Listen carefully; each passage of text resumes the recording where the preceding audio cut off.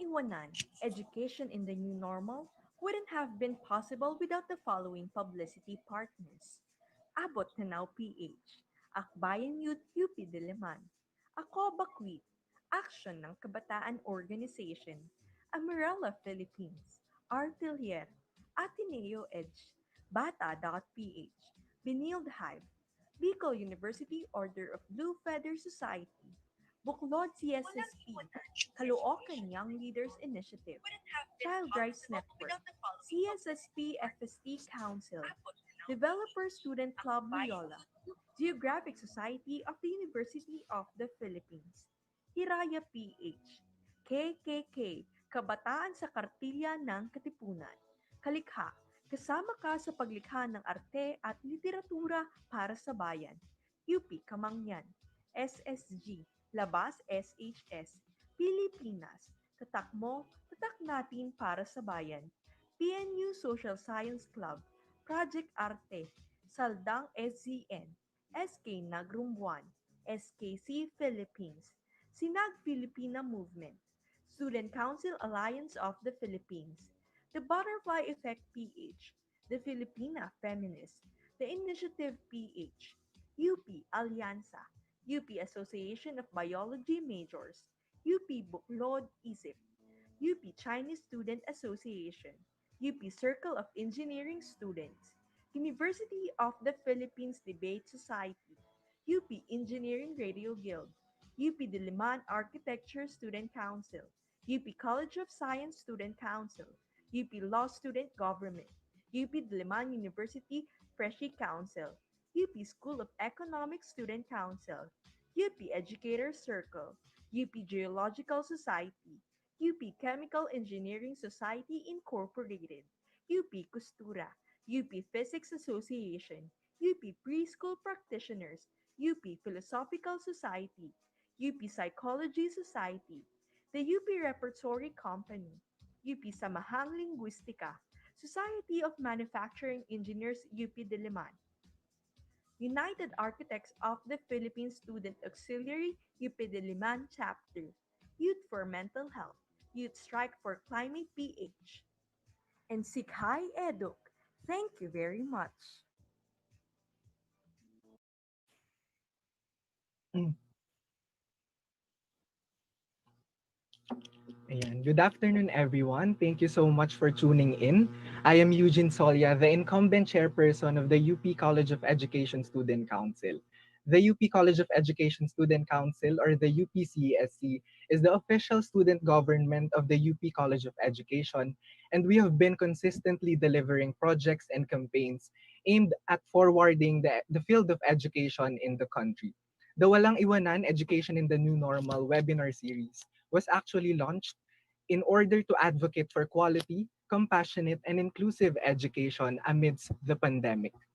In line with this goal, we also launched the Handog Donation Drive, which aims to support the underprivileged students of the UP College of Education this coming new normal. So if you want to donate any amount, please feel free to do so. You can send them through the following accounts that are flashed on your screen. So without further ado, let's get to know what this webinar is about. Kian? Yeah, and thank you so much, Eugene, for those very warm opening remarks. Good afternoon again to all our participants who are joining us today. Again, I am Kian Noguera, Incumbent Secretary General and Counselor of the UP College of Education Student Council. So here are a few reminders before we continue. For our open forum later, you may send your questions by going to menti.com, enter the code 905669, then write the question or questions that you want to address to our speakers for today. After today's webinar, we will be releasing an evaluation form to let us know how we can improve the upcoming webinars that we will be having. Kindly note that those who wish to avail the e-certificates are required to answer the form. Now continuing on with our program, today's webinar is entitled Mental Health Matters, Psychosocial Wellness for Education Stakeholders. The mental health being of our students, teachers, and parents should be the utmost priority, especially as we move education forward amidst this pandemic. For this webinar, we will be seeing mental health initiatives and efforts during the new normal for our education stakeholders. Now, let's have Eugene again to introduce our speaker for today. For our first speaker, he is a registered psychometrician and he graduated BS Psychology from the University of Santo Tomas and earned the Quezon Leadership Award university level. He is currently finishing his Master of Arts in Clinical Psychology at the same university. At present, he is a faculty member of the senior high school at Colegio de San Juan de Letran and the vice chairperson for education and research at the Youth for Mental Health Coalition Incorporated. He and his organization are passionate to help raise awareness on mental health and break the stigma on mental health in the country through innovative grassroots initiatives, school, office, and community mental health seminars and workshops, and aggressive policy reform with stakeholders and government agencies. He has also been active and held multiple leadership positions in various international organizations such as Religions for Peace, ASEAN Youth Engagement Summit, and the Boy Scouts of America. Without further ado, please welcome Mr. Kenneth Roy V. Aranas.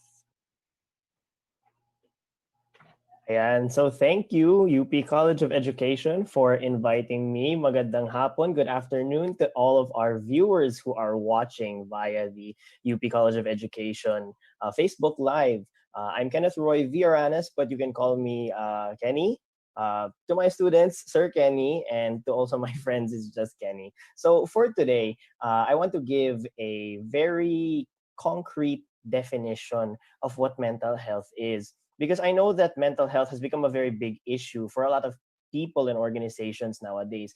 And especially now that the COVID-19 pandemic has come into our lives, we want to find out how this pandemic has been affecting our mental health, specifically in the sector of education. So for today, I'm going to give you my talk entitled Back to Normal, quote unquote.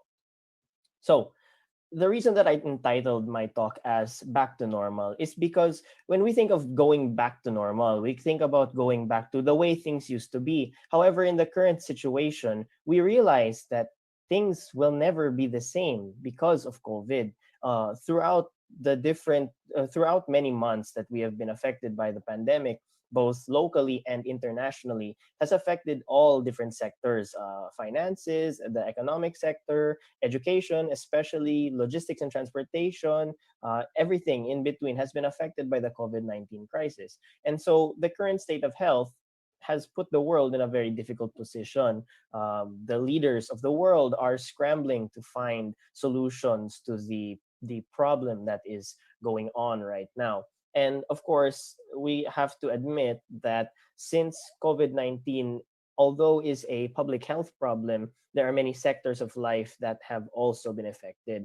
And education is one of the most important. You may have noticed that every time there is a problem in the society, education is first out, last in.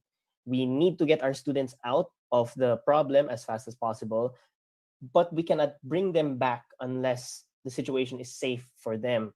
Kaya hanggang ngayon, there are policies that are being implemented that would prohibit us from going to school, meeting face to face. That's why we are shifting to the online mode of delivery. However, as I will talk about, the online shift may have certain um, side effects that would definitely affect our mental health and the well-being of the students, the teachers, and of course the stakeholders as the parents. So as you may have seen from the news, yesterday we had a record 136,000 cases of COVID. Malapit na tayo sa 150, It's not a contest, but this is actually very alarming because you may have also seen the news that the Philippines has the most number of cases in the ASEAN region. And this is a large public health problem. Okay, this is a large problem. 136,000 is not a small number in any aspect.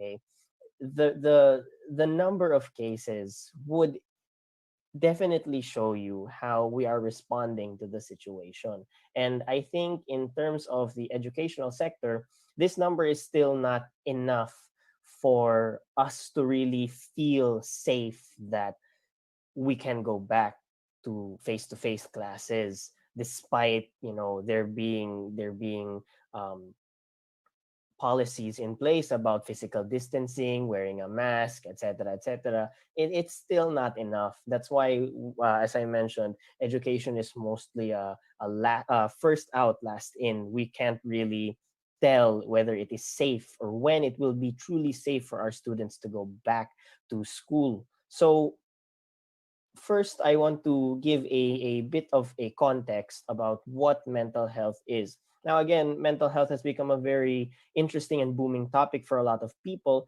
And so, to give you a very clear cut definition of what mental health is, the World Health Organization has defined mental health as this: the state of well being in which an individual realizes his or her own potentials, can cope with the normal stress of life, work productively and fruitfully, and is able to make a contribution in his or her community. So, with that definition, you can see that mental health is not just something about what's going on in your mind. Okay? Ang lagi nang isip ng mga tao, there are some times na inisip ng mga tao na kapag may sakit ako, 'di ba, pupunta ako ng doktor. I'll go to the doctor to get better. However, if you have a mental health problem, hindi natin nakikita. Okay, that's always been the problem with mental health, is that it cannot easily be seen. There are a lot of things that we cannot see, because if you take the term mental in mental health, it happens in the mind. So there is something wrong in the way that we think. However, if you see the definition, it plays in four different ways: state of well-being in which we realize our own potentials, coping with stress of life, working productively, and making a contribution. See, all of these things encompass mental health, and an individual can have good mental health as long as they are able to, somewhat reach these targets. But that doesn't necessarily mean that if you don't reach these targets, you don't have good mental health.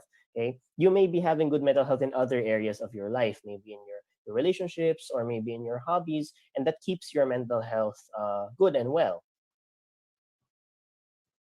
So why is mental health important for us?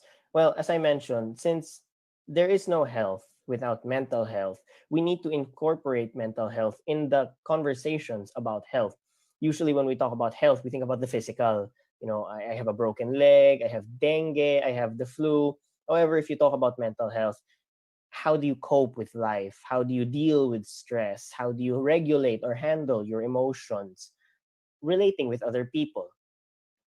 Just to give you some idea of why mental health is so important, okay? Suicide has always been a mental health problem, and suicide is the second leading cause of death among young people aged 15 to 29. This is taken from the World Health Organization, and the number one cause of death amongst young people around that age is car accidents, automobile accidents, or reckless driving and accidents. And then next would be a mental health problem, which is suicide. And of course, depression and anxiety have also been very, very booming topics in the field of mental health. We cannot deny that these things you may have heard before: anxiety, depression, suicide, bipolar disorder, those are all mental health concerns. But the numbers do not lie. And that is the reason why we do need to talk more about mental health, because there are statistics and numbers about all of these mental health concerns. And we need to address them because the mean age is lowering. The statistics here say 15 to 19, but there have been cases of depression and suicide in children as young as 8 or 9 years old. Diba? At 8 or 9 years old, you wouldn't think that life is worthless. Diba? That life is worth ending already. And that's the reason why we as mental health professionals and also as educators need to address the concern about how do we talk about mental health. Excuse me. How do we talk about mental health in the school setting? So let's move to the present. Okay, let's talk about what we're doing as teachers and educators. Allow me to switch hats. What are we doing in terms of the current situation? Well, I'd like to highlight four things, and in somewhere in between, we'll be talking a lot about mental health. So number one, of course, is the shift into online learning. Sorry, there should be a number one there.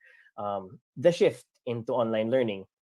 So we've shifted, okay, into asynchronous and synchronous learning, okay, with modular components. Okay, we have workbooks, or we have the modules that students would complete, and then finish the exercises, and then submit it to their teachers either by returning it or through the online platform. But for some people, it has been seen as a band-aid solution. Na it's not really fixing the problem. Kasi dapat dati pa, we should have already been integrating um, online technologies into how we conduct our online classes. A lot of schools who have, who obviously do not have the resources for this, are at a bit of a disadvantage, because in the summer, in the time that the pandemic has struck us, we have been forced all to shift into this online learning platform.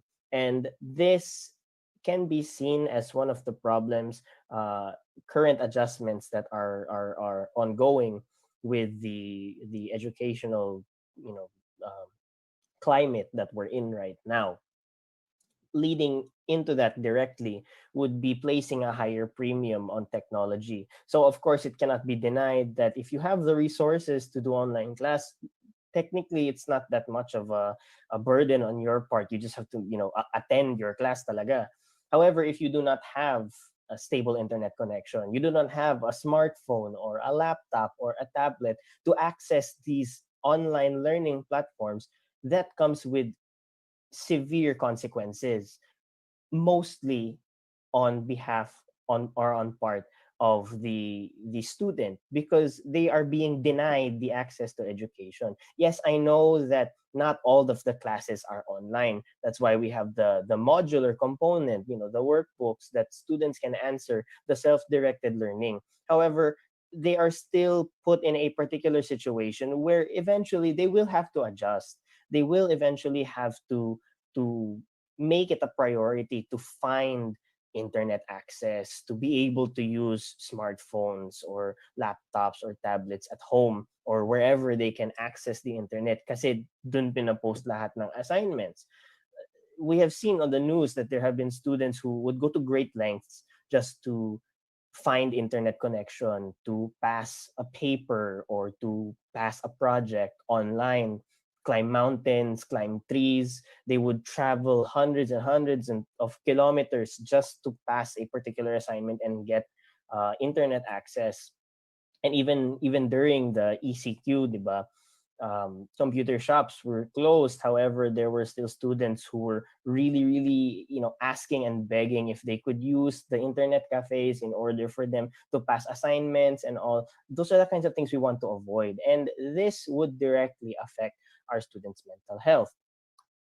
Because in talking about our students' mental health, a lot of the challenges that that I as an educator have seen, and also as a practicing mental health professional, a lot of the problems I have seen come in the form of,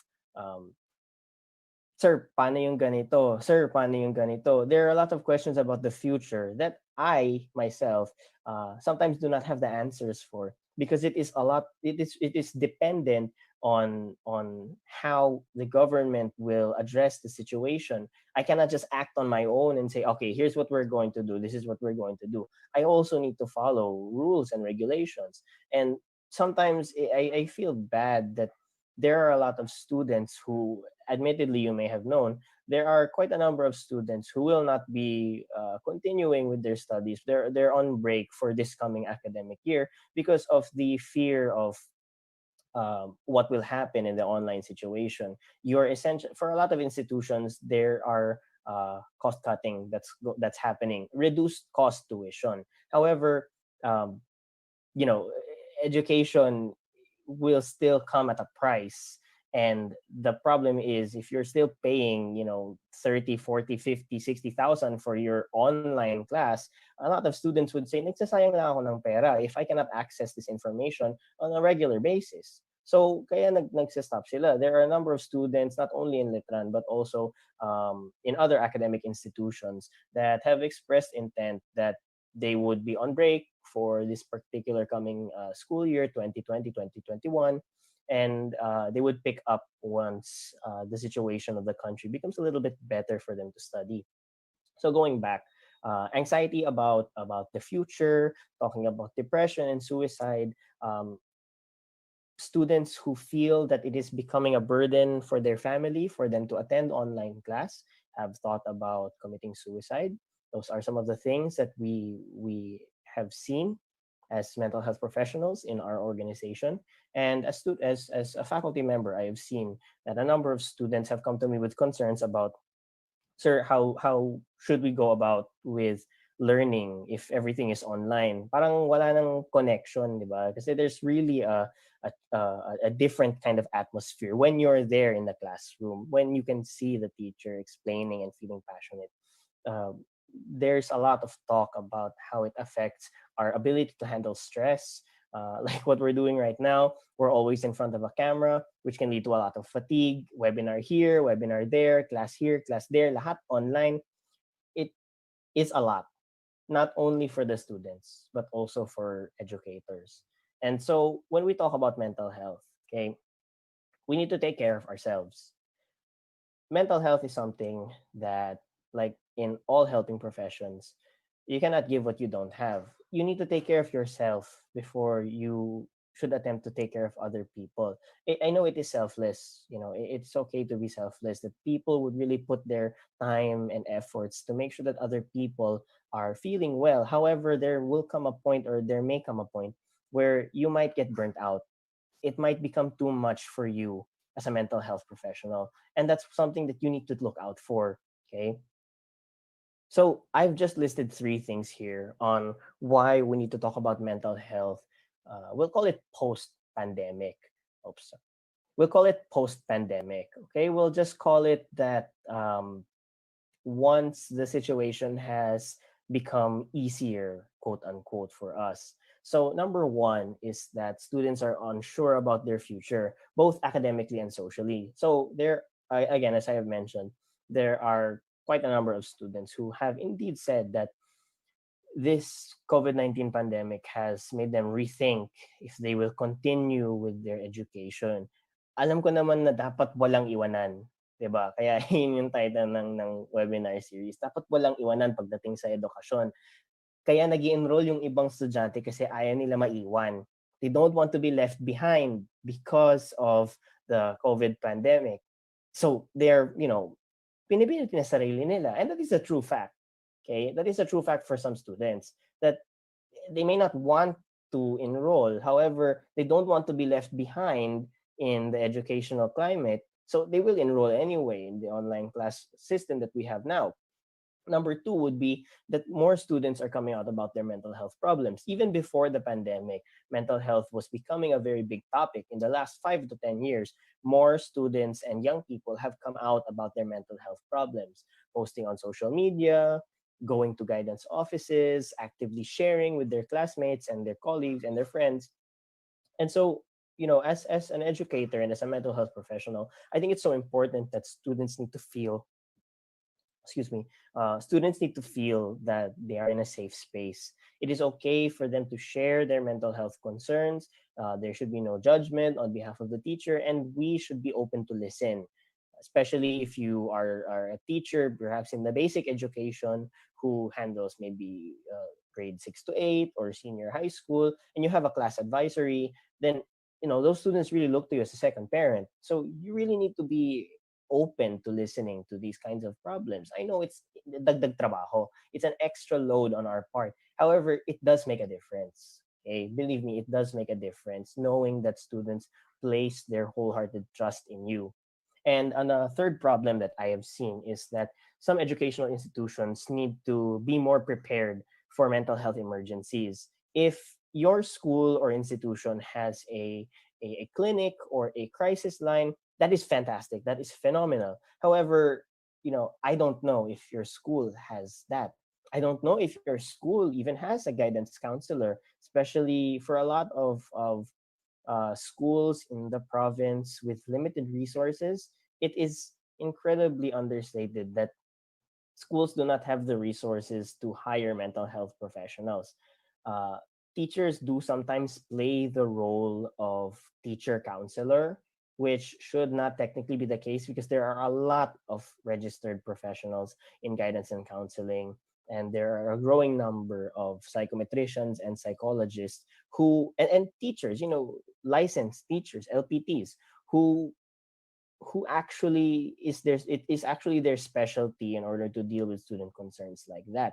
And so I think that one step that we need to move on to, and of course with the passing of the mental health law, RA 11036, it is required by law that schools should have a mental health policy. So guidance offices and even HR and administrators should be more proactive in wanting to prepare students for mental health emergencies. Actually, it is much more cost efficient if if the school or the institution has a mental health plan rather than um, being caught in a crisis of a student is having a mental health problem. It is actually more cost efficient. They would lose less money, kumbaga, if they would be able to uh, prepare rather than to face the consequences.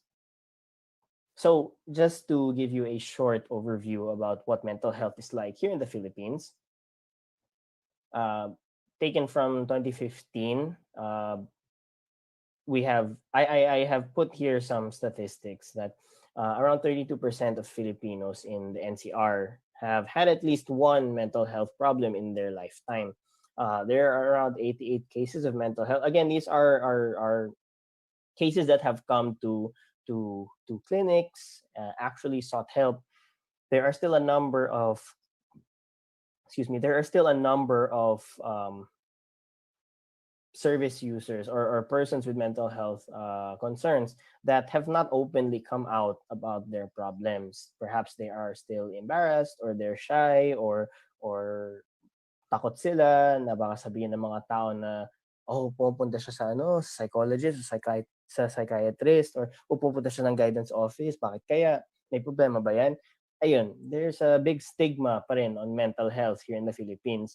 And as you can see, it's no laughing matter that among the leading causes of disease burden here in the Philippines, depression and anxiety are ranked among the top 10. Sorry. And of course, there are still quite a number of cases of depression worldwide, and not all people who are diagnosed with depression will still seek for help.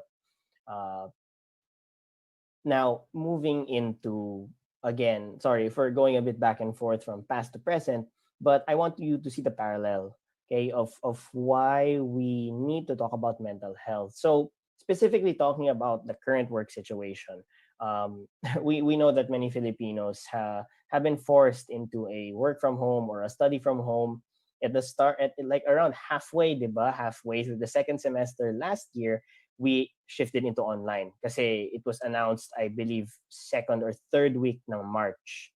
Now everyone would be at home. So now, because of this shift, we haven't been able to go to educational institutions. Now the problem arises that how do we fix this problem, or how do we address the problem?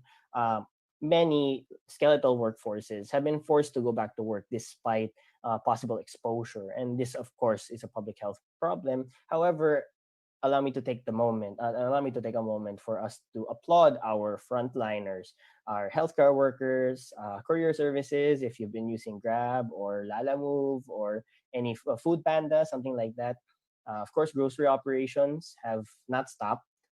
We need to thank our frontliners in the groceries, and of course, those government workers who are actively trying to control the pandemic. I would like to take the time for us to thank our frontliners, all of our frontliners in any way or form. And specifically for schools, since we're talking about adjusting to the COVID situation, Not being able to meet our students has hurt a lot of academic institutions, okay, and halted operations for some schools. Okay, wala nag-enroll. So, paano sila mag-ooperate? Can't pay their teachers. They can't run their facilities, diba? And so administrators and HR personnel and even principals and deans may not have discussed these particular protocols with their employees when the pandemic first started. So the sudden emergency situation has brought about a lot of change. Now that we've had a few months to think about how we can prepare for the upcoming school year, many schools will be starting what are starting will start in this month. UP will start in September. And so I'm sure that your administrators are doing what they can in order to prepare and inform everyone about how the situation in your particular school will go in the next for the next semester. So of course, the number one thing you can do is to protect yourself. Wear a mask. It's not that difficult. Just wear a mask. Practice physical distancing. Of course, don't go out unless you absolutely need to go out. Okay, yung gumala. I understand that you want to meet your friends. You haven't been out for a long time. However, you're still risking it. No matter what context yun wala silang COVID, wala rin akong COVID, nakakulong ako sa bahay for 3 months, you are still risking yourself by going out. If you meet someone or if you go somewhere and you're not sure, you can never be sure. Okay? So, admittedly, there are more negatives than positives. And across different populations worldwide, there have been problems. There have been talks about anxiety, about the future, about our friends and family, about jobs and academic requirements. They have really caused us to think, you know, are my friends okay? Are my relatives okay? If you have no contact with them, or if they're from the province or another country, it's really nerve-wracking for a lot of people. You went outside, tapos let's say you went to the grocery, tapos when you came home, tapos a week later you started feeling sick, you would think na, oh, baka may COVID ako. That's the problem that has arisen because of the situation right now, is that you can't tell unless you actively go and find a rapid test or a swab test. You would need confirmation, and that's why a lot of people are really trying as much as possible to get their hands on a test to make sure that they're COVID free. But again, these tests are not cheap. A lot of people want to get tested, pero you see the price tag of how much it costs. You would also see the line about how many people want to get tested. Sige, sige, babayaran ko na lang. And then you see all these people want to do the same thing. This is causing a lot of problems for the general population. And again, specifically for students here in the bottom part, job stability and academic requirements. How will we pass our requirements? How will we adjust? We are constantly trying to make sure that students are given ample opportunities in order to continue with their education despite the ongoing pandemic. We want to make sure that students are still given the resources, the necessary materials in order to study, maybe self-directed learning or through video or through modular format or even through radio in the far-flung provinces. Basta makakapag-aral pa rin sila. They are still continuing to study. Kasi pag nawala yung momentum na yan, the drive to study, then baka hinto na talaga. You may not consider going back to school for a very long time. Hindi ko na kailangan kasi nagtatrabaho na ako. Okay? But we do place a premium on education here in the Philippines. A lot of jobs still require you to have a college degree, and specific college degrees for some kinds of jobs. And so this situation has brought about a lot of stress, boredom, frustration, isolation. Of course, talking about not having enough supplies. If you remember the time when they announced na will be placed under ECQ for 60 days, everyone was going to the grocery. Everyone was filling the lines at the grocery. Lahat ng stocks ng rice, ng delata, ubos in like a week. Supermarkets had a difficult time constantly trying to keep up. Tapos they put yung mga signs na 2 packs per person lang in order to try to regulate that. And so there are a number of of different contexts and situations that the COVID-19 crisis has affected our mental health. Is this how we're dealing with stress? Is this how we're coping with the situation? How can we work productively from a work from home setting? And of course, psychological distress and anxiety problems will be present in all contexts, because even though this COVID-19 situation has sort of made some of the problems worse, those with mental health problems, yes, have admittedly not been able to seek the services that they were regularly a part of. Of course, counselors and clinicians have tried to adjust for their clients through teleconference, through telecounseling, teleconsultation, and even opening their clinics. However, with physical distancing barriers, this still has put a halt on a lot of the progress in mental health. And so, just something that I'd like to insert is that we need to try to minimize the exposure to this negative news. Uh, Try as much as possible not to see so much negative news in your social media feed. I know it's really difficult because we're all at home. We're just checking our feeds. We're just playing on our phones. But the more negative news you see, the more you would start to think that nothing's really going to change. Everything you see is the same. The number of cases is rising. There's corruption. There's problems with the system. Parang nothing's changing. So, moving back to one of my other points, we need to be more vigilant about talking about our mental health. Specifically, as students and as teachers, we need to be more active in regularizing or letting mental health conversations become regular for us. I want to highlight three things. Okay, number one is empathy, putting yourself in the shoes of other people. This is one of the core skills of being a mental health professional, whether you're a nurse or a psychologist or a medical doctor. Empathy is something that we are taught that we need to try as much as possible to relate to the other person. Okay? Especially if you're in a helping profession, if you really try to understand what that person is going through, then you would understand, if that happened to me, how would I feel? Another one would be to listen. For a lot of people, especially if you have a problem, like for students, and they just want someone to listen to them, you don't necessarily have to give your advice. You just have to listen. And don't just hear them, okay? It goes in one ear, out the other. No, really listen to what they're saying, okay? Actively try as much as possible to be interested in what they are talking about, because sometimes, again, people just want someone to listen to them. They don't necessarily need advice. They just need to get something off of their shoulders. And, if you're a friend or you're a teacher or you're a professional, listening is a core skill. And everyone can practice good listening as long as you have the heart and the right mindset to do it. And of course, supporting other people. Um, Admittedly, we mental health professionals cannot do this work alone. Okay, our job is truly multifaceted, multidisciplinary, and intersectional. We try as much as possible to involve as many partners as possible, the family, the friends, the social groups, in order to do what's best for our clients and our patients.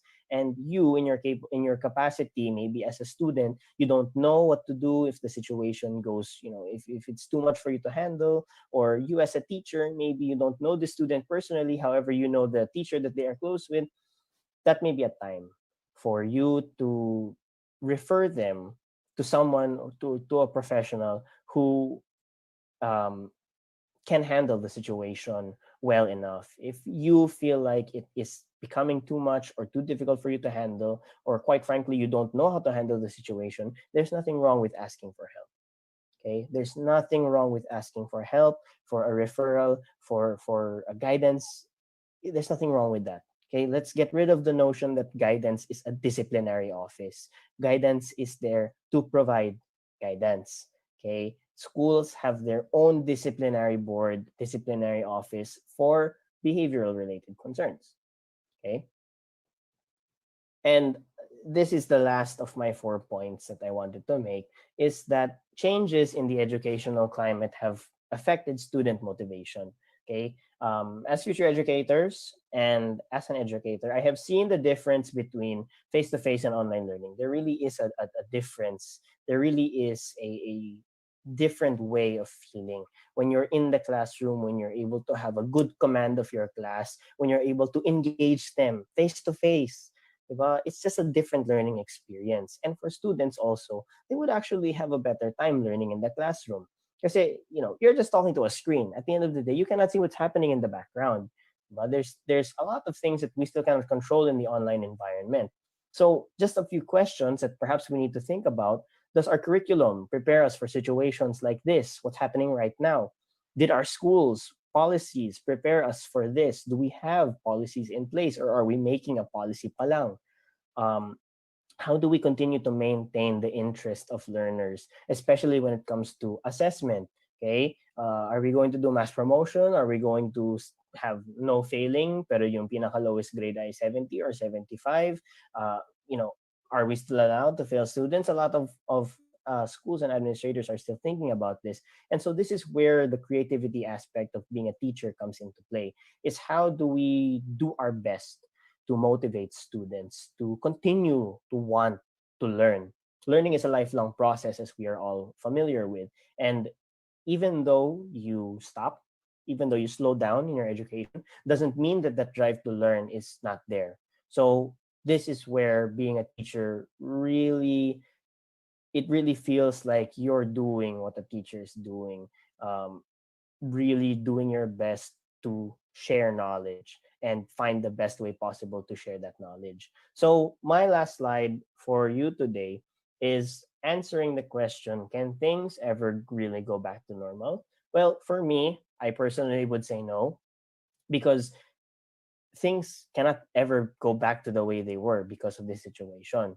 Okay, the world has changed, the perspective has changed. And so what we do in order to adapt to this situation will be the new normal. We will be the trailblazers for talking about mental health in the educational system. We will be the trailblazers on how we will address student motivation and anxiety. We will be the ones who will set the stage for how to deal with the quote unquote new normal. Again, I'd like to thank the UP College of Education for inviting me for this talk. Again, if you have any questions, please feel free to message us at the Youth for Mental Health Coalition. You can follow me on my Facebook, Kenny Aranas, my Instagram at Kenny Aranas, and my Twitter at Matt Kenny Aranas. So again, maraming salamat. I do hope that I was able to impart some knowledge with you, and I do hope that we become more open to talking about mental health, both during the pandemic right now and once this pandemic has over. Um, we can all get through this together if we are all able to help one another. Again, maraming salamat. Thank you for listening. Ayan, thank you very much, Sir Kenny, for that very insightful and informative talk on the mental health situation in our country, especially amidst this pandemic, and the efforts that we can do to support the mental health of our stakeholders in the education sector.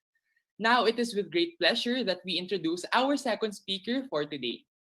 Professor Lorelei Arvinduan, a registered guidance counselor, finished BA English in 3.5 years and graduated cum laude from UP Diliman. Right after college, she pursued her master's degree, major in guidance, and later her PhD in educational psychology. She is an associate professor at the UP College of Education for 22 years and counting. Currently, she is the division chair of one of the two divisions in the College of Education. She has published and presented several of her researches both internationally and locally. She also appeared on TV shows such as Moms and Kapwa Ko Mahal Ko before as a resource person. Now let us all give a warm welcome to our second speaker, Teacher Lay. Yan, hello po. Good afternoon, Teacher Lay.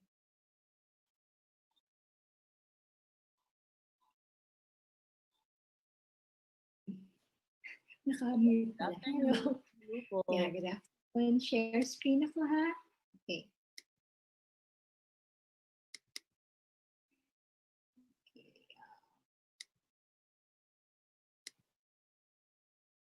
So there. So yung topic ko ay mental health and providing psychosocial support. Habang nagsasalita si Sir Kenneth kanina, erase ako ng erase sa ibang slides, okay? Para hindi na masyadong maulit.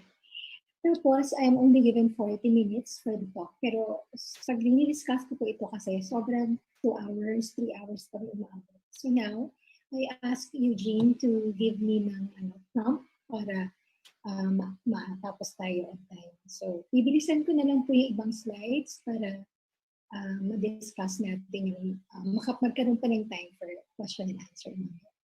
Okay, so sana yung mga nakikinig ngayon, kumuha ng notebook, ng ballpen, at isang paboritong litrato ninyo. Selfie pwede, o basta paborito nyo litrato. Okay? Ngayon, kailangan ko ng isang volunteer. Alam na yan ng mga taga-edo kung bakit. Okay, meron na ba? Basta kung may magsasalita, paki-message na lang dun sa sinabi nila kaninang link for the question and answer. Dun kayo sasagot. Ito po yung tanong. Whenever you take a bath, which part of your body do you wet first? Okay, sasagot na po. Okay. See? Meron bang sumagot? Sino bang nag-man ng question and answer portion? But anyway, sige. Sino man ang sumagot dyan na una, then you'll get something like this from UP, no? Na binibigay ko dahil kayo ay sumagot. Parang sa klase, pag nag-volunteer, merong premyo. Okay? Yan yung sinasabi ko may simple gift. Now, dito, bakit ko yung tinanong? Kasi pag merong change po ngayong hapon sa mga actions na ginagawa nyo, then, yan, pwede na tayong magsabi na learning took place. Yung mga nagbabasa ng ulo muna, you might want to change. Bakit? Ang kailangan nyo raw na basain muna ay from your waist down. Okay? Or yung mga extremities. Pero ang common, basain lang naman yung waist down, no? Para hindi kayo magkaroon ng sudden change ng temperature sa body. Kasi po pwedeng yung heat will automatically go up, no? At baka pumutok ang mga veins niya na maliliit dito sa ulo. So, might cause problem. Of course, yung iba, siya sabi aneurysm, pero syempre iba-iba naman ang causes ng aneurysm. But it could help pagka may pagbabago. Okay? So, paano kayo maligo? Babasain muna, hindi ulo. Okay? Paano ako nakatulong before nito? May estudyante akong nagpapainit ng tubig, tapos nakalimutan niya, kakamadali, na hindi pa siya nag-mix ng tubig. Pagka-mix niyang ganun, ayun. Hindi pa na-mix pala, sorry. Nabuhusan niya yung legs niya. So, lapmus yun. Ang sabi ng doctor, yung nagpa-check up siya, had it been here, ang simula niya na usual niyang paliligo, yun. Maaring mas maraming areas ang natamaan sa body niya at operasyon yun. Samantalang yung sa legs niya ay ano lang, naging mga ointment lang and antibiotics. So, nagpapasalamat siya. So, ganun din, no, pagdating sa mental health. Meron tayong babaguhin ngayong hapon. Marami kayong narinig at natutunan kay Sir Kenneth kanina. Ng mga po ba? Kenneth, yeah, Kenneth Roy. Kay Sir Kenneth Roy. Pero kung marami, no, tayong maririnig. Pero kahit isa o dalawa lamang po ang mabago niyo ngayong hapon, then malaki na yung pagbabago. So yung gift nyo, pakisabi kung sino at papadala ko po ito sa inyo. Okay? Now, ito yung mga topics na nakapaloob dun sa gusto ng student council namin. No? Psychosocial support, of course, nakapaloob yung self-care, depression, suicide, and mental health. Na sinasabi ko kanina, masyadong mahaba. Pero tingnan natin kung paano natin magagawa. So ito ang stakeholders ng education. No? Of course, yung estudyante, yung teachers, yung parents, administration, support staff, community, etc. So sinama ko yung support staff kasi ito yung mga gagawa ng transcript nyo, tutulong sa pag-upload ng mga schedule. So kung wala sila, paano? So komunidad, paano ba tumutulong ang inyong komunidad? Meron bang yung mga paglilinis, ba? Nagbibigay ba ng kunyari alcohol or something? Nagpo-provide ba ang inyong LGUs ng mga simple things? And of course, yung pagkain, no, lalo sa mga nangangailangan. So may take on this.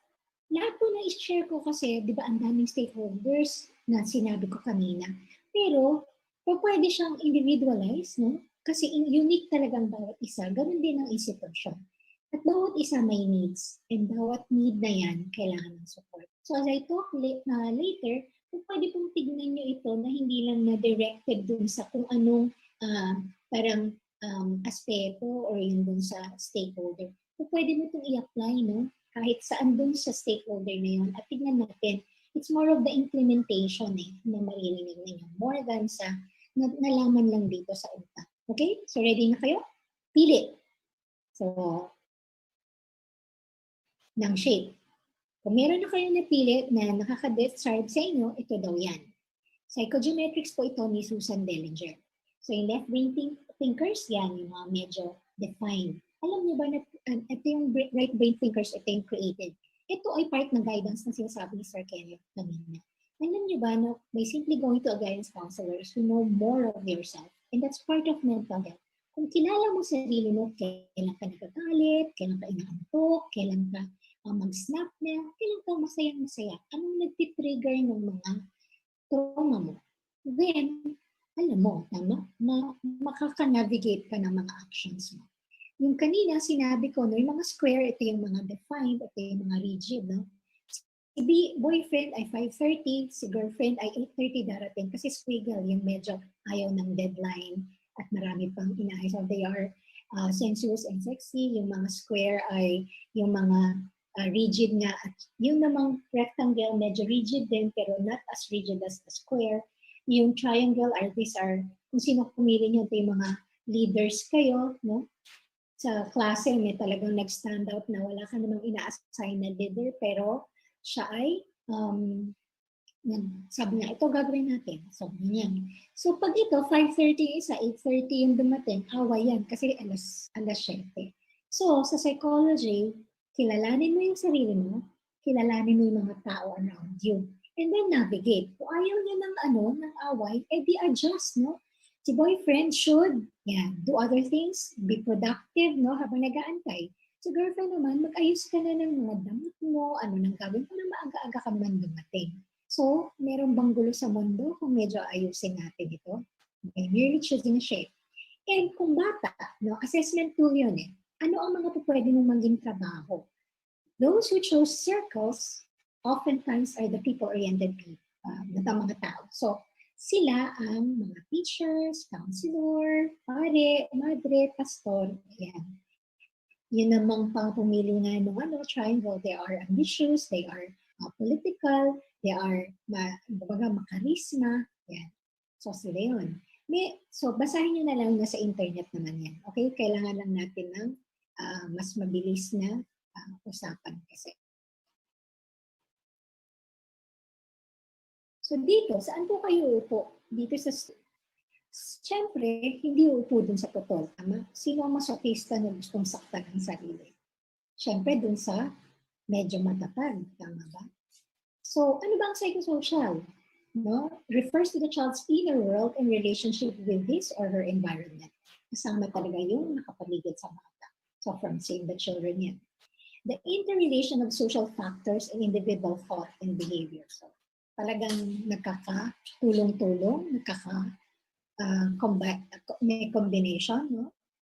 So psychosocial support refers to the actions that address both psychological and social needs of individuals, families, and communities. So, kailangan din involves a range of care and support interventions. Ano ang mga support and interventions na nakuha ninyo ng elementary, ng high school, and college, no? Sa guidance counselor niyo? Nasabi ni Sir Ken kanina na hindi yung guidance, yung discipline office, tama po yun. Kasi binabago namin yan. Dapat talagang hindi ka pupunta doon na dahil lagi kang late, lagi kang nanabunot, nag-cheat ka, go to the guidance office. May problema ka, go to the guidance office. Hindi po yun ang guidance office. No? Sa ibang eskwelahan, talagang magkahiwalay ang guidance counselor's office and ang yung discipline office. Okay, tignan ko lang ulit yung time. So, pag nag-provide tayo ng support, psychosocial support, ito yung part na, yung leg na ganito, no? So, yan ang ating goal.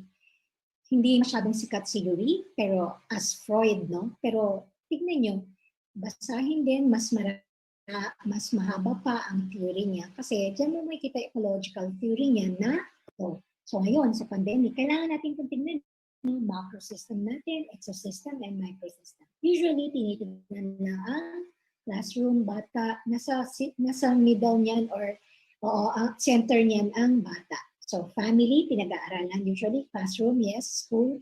Pero, paano nakaka-apekto ang political system sa isang bata ngayon?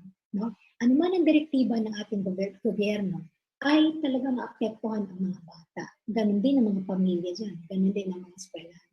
So, kanina umaga, nakita ko sa news, may mga grupo ng teachers na nagsasabi na sana, no, appealing sila na hindi pa magtuloy ang pasukan sa August 24 ata yung sinabi niya. Pero hindi na, ayaw pa nila. However, in-interview naman yung sa DepEd, ready naman din daw.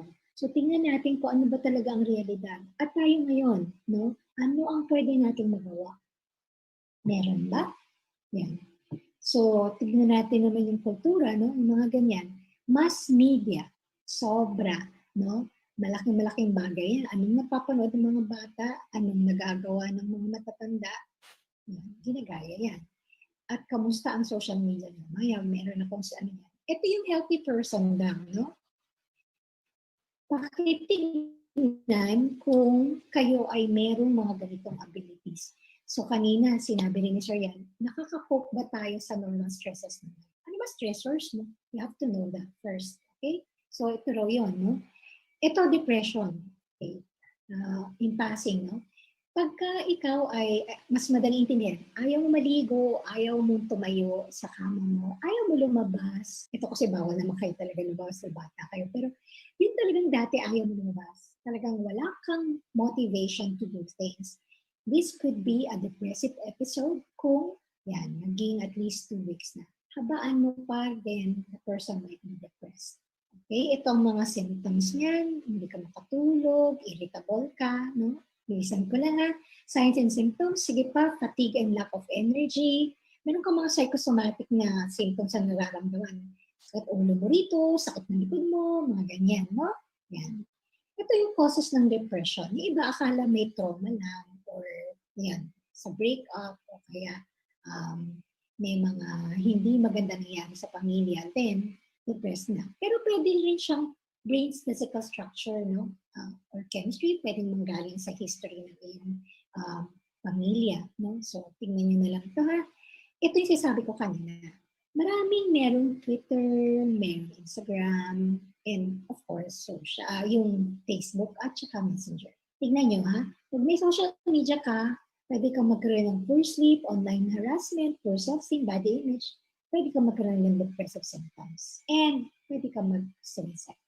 Ngayon, ano bang effect sa inyo ng mga nakikita niyong post ng mga friends nyo? Do you feel encouraged or do you feel envious about it? May envy bang nangyayari? So, kunyari iba, ang dami nilang travels before, ang dami-dami kinakain ng masasarap. So, post ng post, tapos ikaw, naiingit ka ba? Bakit kami hindi makagawa nun? Then you get depressed. At saka sasabihin mo na you doubt na kung ano nangyayari sa buhay mo. Ano gagawin mo ngayon? Pwede bang baguhin ang mindset? This is rational emotive behavioral therapy, no? Ginagamit namin na yung anong iniisip mo, pwede mong baguhin, defeat, no? Yung irrational beliefs para mabago yung behavior and feeling.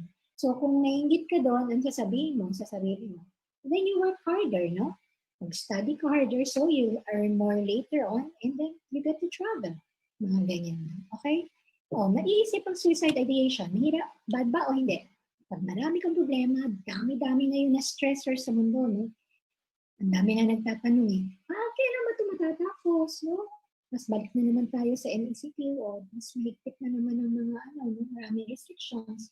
So, kailan ba ito matatapos? So, iba, naku, hindi ko alam ang gagawin ko. Lalo na yung nawala ng trabaho. Ang sakit po, yung mga napapanood ko sa TV na kukuha kong mga counseling, sabi mo, hindi ko yata mapapag-aral ng mga anak ko kasi nawalan po ako ng trabaho. Iba naman, paano po ito? Yung other ko from work, uuwi na po kasi yun nga, na nagkaroon ng COVID. Cross sa mind mo na gusto mo magpakamatay. Normal na pag ikaw ay maraming iniisip at maraming problema, naiisip lang. Ngayon, pag may gagawin ka ng action dun sa naiisip na yun, no? Yung mga nalalaman yung ginagawa nilang ways to have them suicide, then yun po yung medyo may problema na. Kailangan nating tulungan. Kailangan nating mag-reach out. Kasama sa mental health yung stress, but not all stress ay masama. But you are to know on your notebook na pinakuha ko or any na masusulatan dyan, no? Or phone nyo kung gusto nyo mag-chat down. Sino o ano ang stressors mo? Pag distress, yan yung negative. Yung stress, yan yung positive. So pwede kang stress na mag-aral, magbasa na magbasa. Pero ang endpoint, you're happy na nagawa mo yun kasi baka meron kang honors o kaya pumasa o kaya talagang nag-top sa board exam yung iba. Distress, yun nga, ayaw mo na mag-function, nababago yung mga sistema mo. Ganito rin yung pag-assess ng sarili. Anong normal na kunyari, 1 cup of rice ang kinakain? So sobra, nagiging dumadami, nagiging 2, or nagiging less, no? Or ayaw mo na kumain at all, then it's an indication na meron kang kailangan tanongin sa sarili mo. Kasi nawawala ka dun sa status quo mo eh. Okay? Sa tulog, normally 8 hours ang tulog mo kunyari.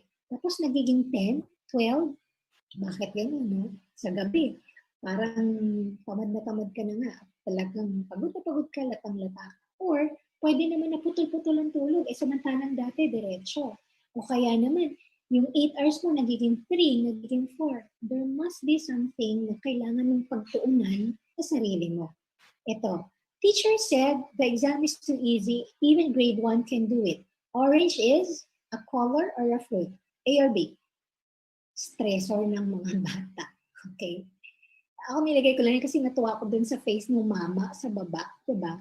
You have to smile. Dahil kahit daw anong nangyari, no, masama man yung nangyari, hindi, kailangan pa rin mag-smile kasi yung pag-smile na gano'n, yung muscular activity dito sends message to the brain at nagiging maayos yung flow ng yung blood circulation. So, smile, smile. May exercise niya eh, no? Nabasa ko dati, sabi nga, ganito to, gagawin mo 2x, mas lalo ka raw gaganda. At yung mga muscles ay, sa mukha ay mas may exercise. Ano sagot? No? Wala sa option kanina yung both. Pero sino man ang magkakaroon ng panahon, no, para mag-isip mabuti, ay both ang sagot. Tama? Is it really for critical thinking? Ginagawa ba ito ng mga guro ngayon? Meron pa bang panahon ng mga bata mag-isip ngayon na may pandemic? O lagi iniisip, paano mag-end ang COVID? Paano siya mawawala? Yung ba, doon ba tayo nakafocus talaga? Okay. Itong stressors kayo ngayon, technology use, actually kung paano magkaroon ng gadget. Kanina umaga nakakalungkot din na may telepono na yung bata, kung napanood niyo yun, no? Tapos biglang ninakaw. O ngayon, paano siya makakapag-aral? Kaya sabi ko, okay. Nag-survey ako nito, no? Kaya ako nailagay dyan na sa teachers at sa mga bata. Yung teachers, nandun sa number 3 ang problema, lalo na sa public. Production ng kanilang modules and all materials. Distribution. So isang teacher sabi, ma'am, magdi-distribute ako sa 300 na estudyante. Sobrang stress siya. Kasi, paano? Pwede siyang magka-COVID doon. Okay? Retrieval ng modules. Oh. So, na-distribute niya na, paano retrieve? Siya pa rin? So, ano ang suggestion natin dyan? May friend ako na principal at ang sabi ko, pwede kaya na hindi siya all the time ang mag-distribute? Sabi ko, pwedeng itong week na to, ito, si person A, kasi ito si BCC. Intermittent na yung schedule. Para in between, nakakapag-rest ang mga tao, replenish ng lakas to fight COVID, no? Kasi hindi naman natin nakita, but you have control over your immune system. Mga ganyan. Ito stressors ng teenagers, tama ba? Acceptance, attitude mga parents, and you should be like me. Why can't you be like me? Mga ganyan, no? Love life nyo, physical appearance nyo. Yan. Red flags. Ito yung mga sinasabi ko niya. Tignan nyo po, kindly read na lang pababa. Pag meron na kayong mga nangyayari dito, ito mga pwedeng mag-trigger po ng mas malala pang concern. Kaya kailangan ninyo mag-ask ng help. No? Kailangan mong tignan yung stress, no? At tignan ang past. Mas lumalalim tayo pagdating sa aming klase na regression therapy, ginagawa ko po sa klase ko. Yung past na yan, kailangan mong as far as yung, or as early as yung stage or period ng iyong conception. Pag ikaw ay na-conceive, no, doon, wanted or unwanted siya, kaba? Wanted yung mother mo was so excited, everyone was congratulating her, therefore, happy, no? Happy emotion, happy doon sa bata. Yung bata, psychologically, paglabas niyan, no, hanggang sa pagtanda, may factor na, ito yung mga tao daw na madaling makahandle ng stress, happy, buo ang self-esteem.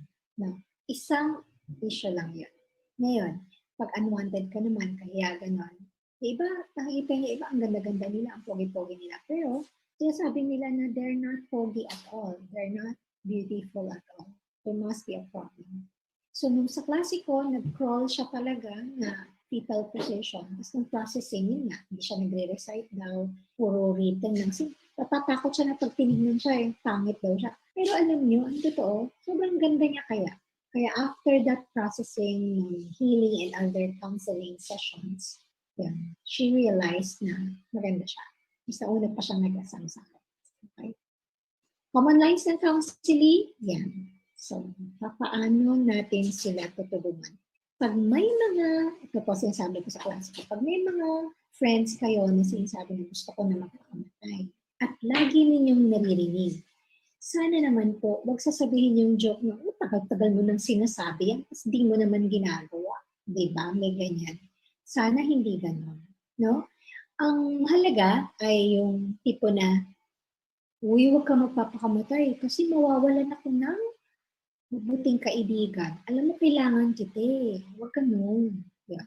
Because yung linya na yun, you will pull the person away from committing suicide. No? Para matulungan natin sila. Lahat ng tao merong ID na make me feel important. Mahalaga sa mental health. Mahalaga sa pagbibigay ng psychosocial support. Pag nabigyan nyo ng importansya ang isang tao, kahit konti lang, no? Then, makakatulong. Ano mga linya pa na ginagamit ko? Dito lang ako for you, ha? And yung kulit factor. Kulit factor, sinasabi ko lang yan ng kulit. Pero yung mga linya lang na, uy, kumain ka na ba?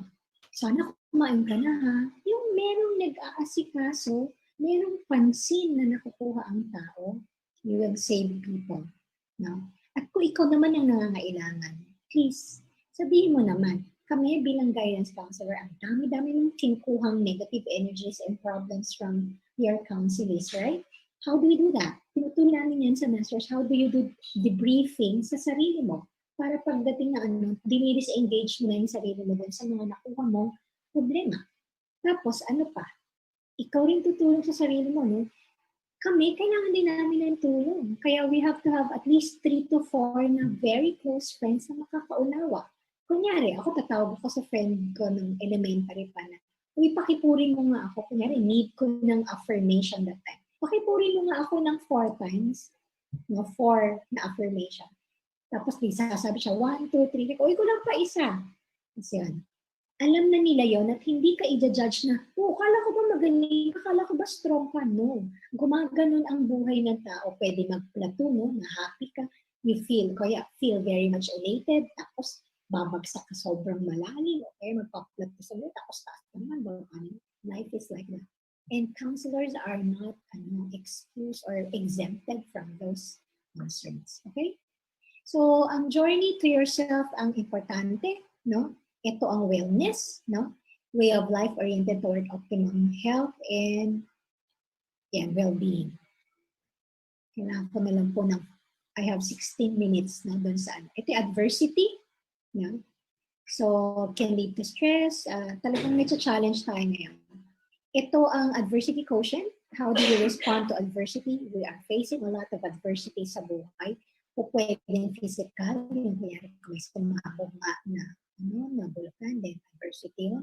Kung meron kayong problema sa bahay, away kayong atay mo, adversity yan.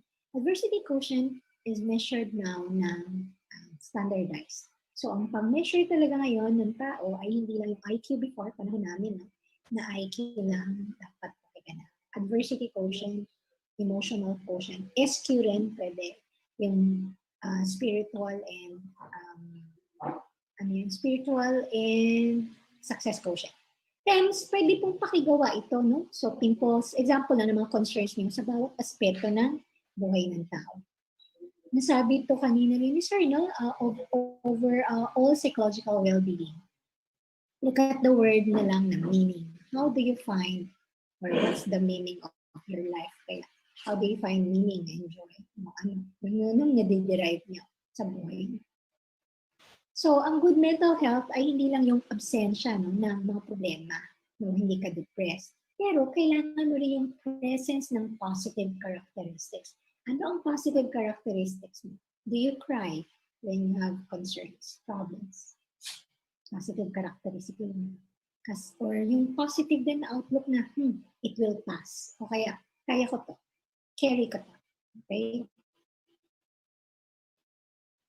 Ganyan. Ito raw yung mga pwede rin gawin, mag-strengthen ng relasyon, mga kaibigan nyo ngayon, kailangan nyo. Connect face-to-face with others, dati yan. Pero pwede ba ngayon na virtual, but still pwede mag-FaceTime, pwede mag-Zoom, no? Manage kayo ng stress ninyo, invest in self-care. It's okay not to be okay. It's okay to ask for help. It's okay to talk about it. It's okay to end the stigma. Sabi yan ni Sir kanina. Ito mga pagkain na pwede maka-affect ng mood ninyo. Itignan na lang din. Ito yung food naman na pwede makatulong. Ako, I love avocados. So, paganda pa yun.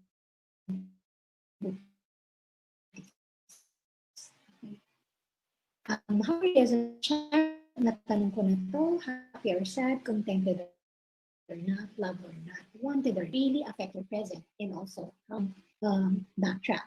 Per day, ang sinasabi ko sa mga estudyante ko, counseling ay at least spend 15 minutes per day, 20 also, depende sa'yo.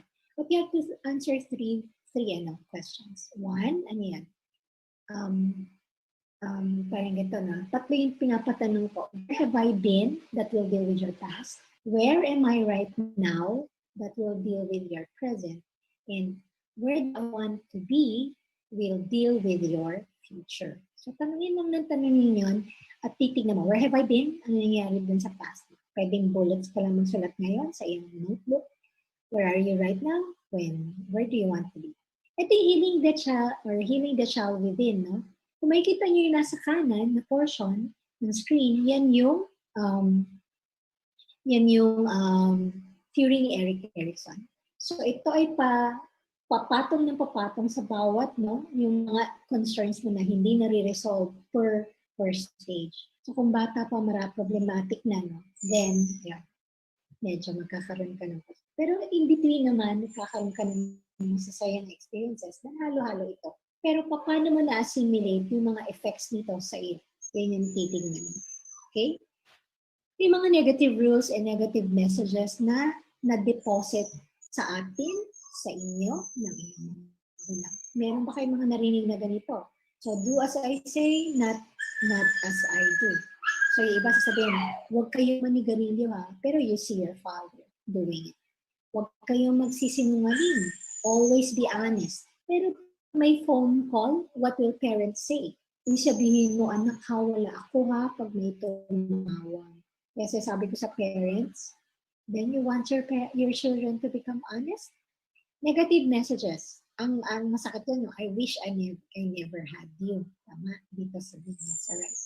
Unresolved issues, pag hindi mo na-resolve, nung bata ka hanggang ngayon, and even, kunyari, last month, hindi mo na-resolve, pwede kang magkaroon ng poor self-esteem, ma-depressed, substance abuse. Okay? Self-care, you cannot pour from an empty cup.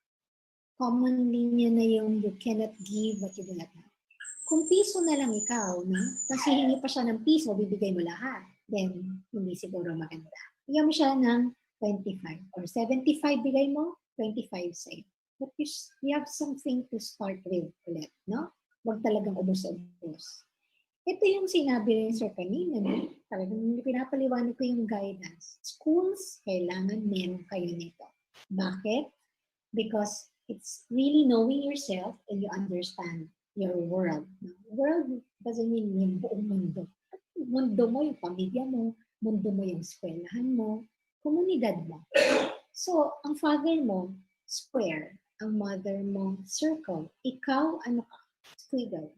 May gulo ba? O lahat kayo square. Okay ba? Di ang linis ng bahay niyo. Kasi masyadong pokpok or masyadong obsessive compulsive sa lahat ng bagay.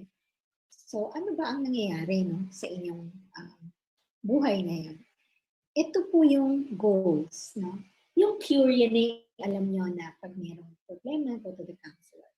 Pero yung prevention, hindi pa man, no, bumabagsak ang bata, naturuan na ng time management, naturuan na ng study skills enhancement, and ang very important na sinasabi ko sa teachers at sa mga parents, kailangan ma-inculcate natin sa ating mga anak, mga estudyante, bakit pa kailangan mag-aral?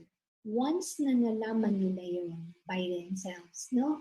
Ang mangyayari po dyan, magkakaroon ng self-regulation, no? Term sa psychology na sila mismo ang magpo-propel, no? Magagawa sa sarili nila. No?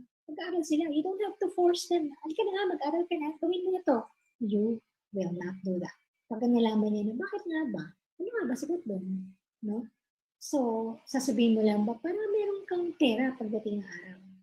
Or sasabihin mo rin ba na, it's really for your future and it's your fulfillment.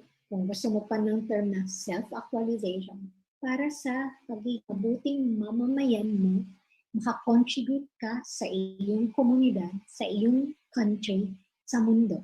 No? Kasi parang ripple ng bawat isa di ba? Isang droplet na gano'n, yung ripple na yan will affect others. Kaya kailangan importanteng maiayos natin no, yung prevention. Hindi ka pa nagkakamali na makakuha ng boyfriend or girlfriend na medyo abusive. Na-prevent ka na by kung parents nyo or anyone na narinig nyo, guidance counselor for example, naturuan ba kayo how to choose a partner in life? Hindi yung pag nandiyan na yung girlfriend, sabi ko sa parents or boyfriend, ba't yan ang girlfriend mo? Hiwalayan mo nga. Di ba ganun ang mga parents? Pero naman, pag meron kayong boyfriend at girlfriend ng mga estudyante, ano gagawin nyo? Ang tip ko, please, wag mo ipapababa yung grades mo. Tumulong ka pa rin sa bahay. Maging present ka pa rin doon. Hindi yung lagi kang layas ng layas. So, ano sinasabi nila? Pag bumaba ang grade mo, kasi yun yung boyfriend mo, kasi yung girlfriend mo, maling influence yan Pero kung pareho kayo ng boyfriend at girlfriend mo, na patuloy na nagiging mabuting tao, magiging mabuting mamamayan, tumataas ang grade lalo, masasabihin ba ang parents? Diba? So, huwag niyong bigyan ng parang reason ng mga parents na makita na hindi nila gusto yung partner. I have 8 minutes po according sa aking oras. Optimum growth, parang rubber band ang bata, no? Kailangan parang na-stretch, parang sinasabi ko sa klase na ang tingin ng counselor sa isang tao dapat ito, prevent, cure, and optimum growth. Or yung ZPD po ay zone of proximal development. So, kanyari, we have 10 fingers, tama ba? Pero how many of us can play a musical instrument? Yun yung sinasabi ko sa mga estudyante ko at sa inyo rin ngayon. Ito ang services. Lahat ito sana merong in place sa bawat eskwelahan. And more so, sa bahay din. Pero paano i-apply, titignan natin. Ano ba yan? Tinuturo namin ito na isang semester. At ibibigay ko sa inyo in 2 to 3 slides. So, tingnan natin paano. Appraisal service, paano kaya assess? Paano ka i-measure in a way, no? So, yan nga yung mga pwedeng standardized and non-standardized. Standardized IQ test, when was the last time you had it? At yung kaninang pinakita kong shapes, yun ay non-standardized. Pero makakatulong sa iyong sarili. Information service, itong ginagawa natin ngayon. Tama? And of course, kamusta yung school niyo dati? May flyer ba? Kamusta ang bulletin board? Maayos ba? No, yung mga services na sinasabi ng guide. Counseling service is the heart of guidance. Pero sino ang mga nakaranas na ng, for example, dream analysis? Na naginip ka? Ano ba yan? No? Hindi tayo nagsasabi ng ang meaning ay galing dun sa libro or ganyan. Pag nanaginip kang tanggal 18 mo, may mamamatay. Hindi eh. No? Ang mag-aano po niyan ay ang mag-i-interpret ay yung dreamer, and we only facilitate. Kasama po yan sa tinuturo namin sa theories and techniques in counseling. Research and evaluation, anong data meron at ano, kunyari dito, yung mga binigay ni Sir kanina, data yon. Ilan sa mga Pilipino ang merong mental health problems. Though yung bilang na yon, ang lagi ko nga sinasabi, yes, yun yung mga pumupunta sa mga professionals. Paano yung hindi? Pero meron sila. Much the same way na ganito sa COVID ngayon. How many ang may COVID pero hindi naman test lahat? So, anong gagawin natin? Pwedeng maglipa na yung mga tao na asymptomatic. So, nakakahawa rin sila. Pero kung lahat tayo tested at asymptomatic man ang merong symptoms, then makakatulong na lumayo ka at hindi ka makaka-contribute dun sa problema. Tama? Okay, 5 minutes po ako meron. Referral, kailangan may refer sa mga professionals nga. Placement service, lagyan natin yung pinapakantay may place in this world. Ano ba ang place mo sa mundo? Follow-up, kumusta? Monitoring, sustainability ng iyong pagtulong. Hindi yung pwede tutulong ka sa suicidal tendency na minsan lang. Hindi ganun. Ganun din sa victim.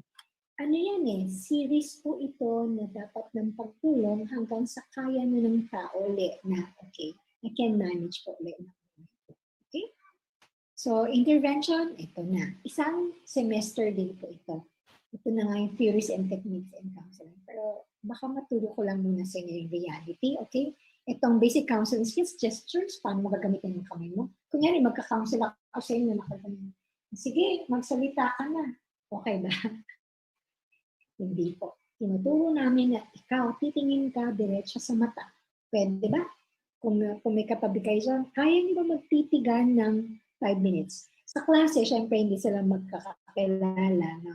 Hindi sila friends, hindi sila magkapamilya. Pag nagtitignan, nakakatakot kasi parang pumapasok siya sa kalooban ko. So, ang technique, sabi ko, dito ka muna titingin sa mata, tapos pag uneasy ka na, punta sa sintiba, tapos balik ulit sa mata.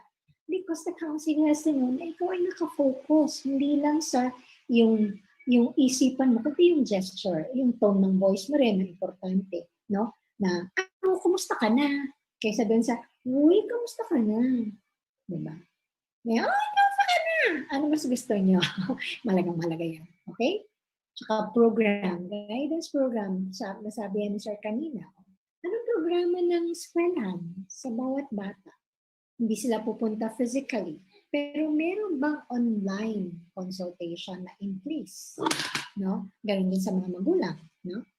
Ito, yan yung sanang ipapagawa ko pa rin. Kunin ang mirror, tapos yan. Sabihin ang why. Isang salita lang yan. Pero iba yan. Happy ka, why? Sad, why? Angry, why? Diba? May tono pa.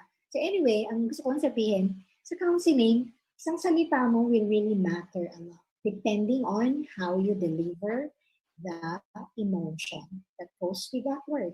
So we do not learn from experience, we learn from experience pala. Reflecting on the experience. 3 minutes, ano po ang insights niyo so far? Ito na yung very important step. Okay. Kailangan magka-needs assessment. Mas gagawa ka ng goal. Mas specific pa na objectives. Ano ang steps mo or plan of action? Do, execute the plan, evaluate, summative or formative. Formative yung pwedeng quarterly, monthly. No? Summative usually at the end of the program or at the end of the school year. Monitoring should be in place. Paano mo nalalaman na nagpo-progress kayo? Paano nyo nalalaman na may pagbabago? No? Tapos retooling, training, tapos yan. Go back to the assessment. Eugene, text me ha kung oras. Sample. Needs assessment ko, kunyari, anger is affecting you. Goals. Anong anger management ang dapat? Mas specific. Forgive. Forgiveness po is a decision that you have to make. Hindi yung pag nag-sorry na siya, nagbago na siya, it's the time you will forgive. No. You decide to forgive the person today. Why? It's for your peace of mind. It's for your mental health. And it will really benefit you. Diba? Kasi ang sabi nga rin sa Facebook, diba? It's a prisoner that you let go. Yung pagka-emotion ay tinanggal mo. And it's a parang yung reward that you give yourself. So, function ka sana, yan. Anong step of action yun nga mag-decide, no? Gumawa ng mga to-do list, and then execute mo per day. Yung aking suggestion, talaga mag-evaluate ka ng both sana, summative and formative. Kunyari, gusto mong mag-improve ang iyong mental health na. Ano ba ngayon? Kunyari, iyak ng iyak, 10 kutsara. Okay? Baka bukas gusto mo bawasan ng isa, paunti-unti, or 0.5 nasa side, hanggang sa 1 kutsara na lang. Ang iyong iniiyak. Or yung iba, wala na luwa.